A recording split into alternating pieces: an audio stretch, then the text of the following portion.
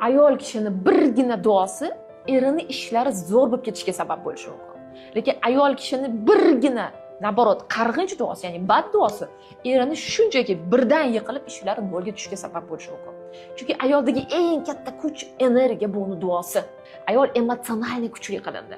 Demak, ayol bu emotsiya, erkak bu fiziologik kuchli shaxs hisoblanadi. Shunchaki erkak kishini ishlar yurish uchun erkak oilasidagi ayollar, onasi, opasi, singlisi, ayniqsa ayolini ko'ngliga qarasin. Ayol kishini ko'nglini ko'tarish uchun, ayol kishini chiroyli duosini olish uchun erkak boy bo'lish kerak emas. Erkak shunchaki mehr berish kerak, e'tibor berish kerak bo'ldi.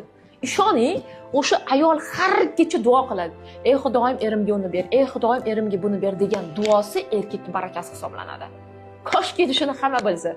O'shanda nimaga ishim yurishmayapti, nimaga barakam yo'q degan jumla bilan har qayoqdan javob qidirishmasdi.